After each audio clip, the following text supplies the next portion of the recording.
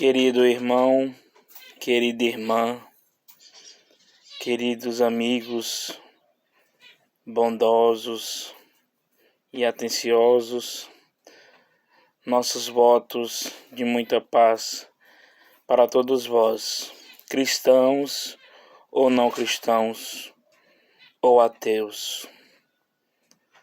Damos início hoje a um ciclo de reflexões acerca das lições que nos foram trazidas por intermédio do médium,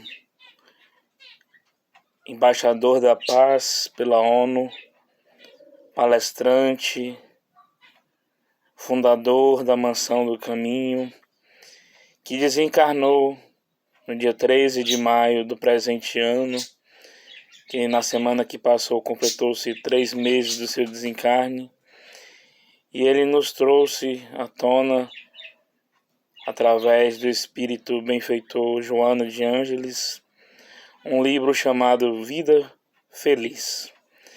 Então faremos uma pequena leitura acerca desta página de amor e de instrução para nós todos. Em seguida faremos uma pequena reflexão e terminaremos com uma prece. Agradeço desde já. Abramos, pois.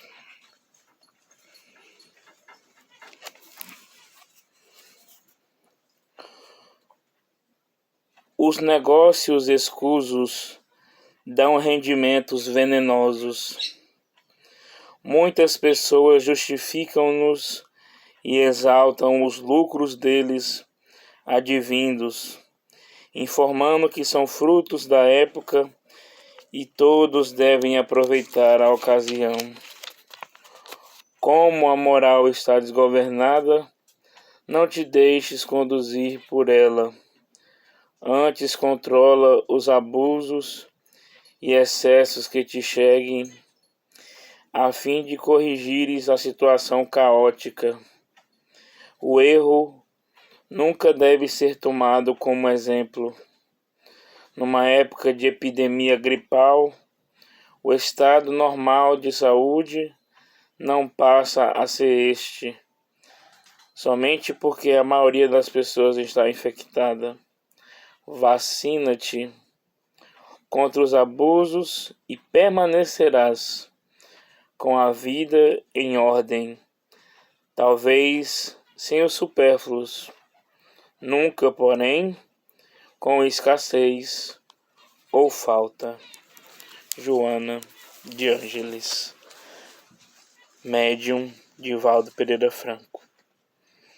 Queridos e queridas irmãs e irmãos, nesta página luminosa, esclarecedora e evangélica da doutrina espírita, cabe-nos refletir sobre o equilíbrio que devemos ter em nossas finanças, em nossos bens materiais, mas principalmente no tesouro que devemos cultivar no reino dos céus.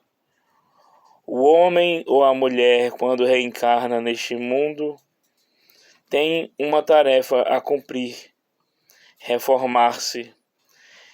Ele, por intermédio divino, recebe o véu do esquecimento e não se recorda, com exceção de raros casos, do seu passado delituoso. Portanto, cabe-nos lembrar que, de acordo com o nosso livre-arbítrio, nós temos o direito de cultivarmos bens materiais em equilíbrio, não deixando o nosso coração se concentrar nos bens passageiros que o ladrão pode roubar, que o tempo faz corroir, que se esvai com o tempo. Nem mesmo o nosso corpo terrestre é nosso. É apenas um empréstimo advindo da parte de Deus, que nos concebe amorosamente para que possamos ter essa experiência terrestre da melhor forma possível. Lamentamos, porém, que muitos ainda não despertaram para os valores espirituais, mas cremos em Deus, cremos em Jesus Cristo, em sua mãe Maria Santíssima, em seu pai São José e todos os seus emissários de luz que vieram antes e após ele. E no século XIX, em 1857, o emérito codificador da doutrina espírita, o senhor professor Rivaio, mais conhecido popularmente como Allan Kardec, ele publicou o Livro dos Espíritos, um livro de perguntas e respostas que nos esclarece as dúvidas sobre tudo o que há para podermos conhecer. Até mesmo sobre física quântica, lá se falava, antes mesmo dela existir, no plano das ciências. Então fala-se sobre Deus, sobre espiritualidade, sobre morte, sobre desencarnação, sobre obsessão, sobre como devemos proceder diante da vida em relação aos nossos problemas, a quem nós devemos seguir. E há uma pergunta memorável que Allan Kardec fez aos espíritos, cujo número não me recordo agora, mas vocês vão saber. Qual é o maior e melhor modelo para toda a humanidade seguir? E os espíritos responderam: Jesus, esse mestre inovidável que nos trouxe o evangelho do reino, a sua lei de amor a Deus, ao próximo e mesmo aos nossos inimigos. Ele nos trouxe esses ensinamentos profundos, advindos da parte do Pai Celestial. Ele que foi um dos arquitetos do nosso planeta e da nossa Via Láctea, juntamente com outros engenheiros espirituais siderais. Ele, o Verbo vivo de Deus, o médium de Deus, o Filho de Deus, esteve presente entre nós. E após ele, fundou-se o cristianismo primitivo, onde muitos eram perseguidos nas catatumbas e eram crucificados, açoitados, decepados, postos em chamas, revelando verdadeiros testemunhos de fé.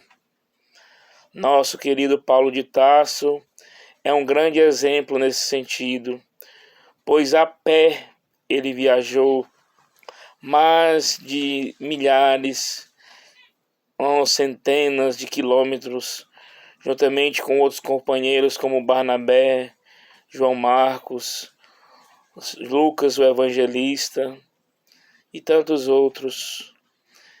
E a nossa época moderna, no presente século, temos a figura inovidável e já saudosa do nosso Divaldo Pereira Franco, que partiu para o plano espiritual, como ele costumava dizer. Ele está em outra vibração. Ele tinha o costume de dizer o seguinte: todas as manhãs eu tenho por hábito ir até a janela do meu quarto e tocá-la e abri-la. Se eu conseguir abrir, eu sei que estou encarnado, mas se eu não conseguir, sei que estou desencarnado.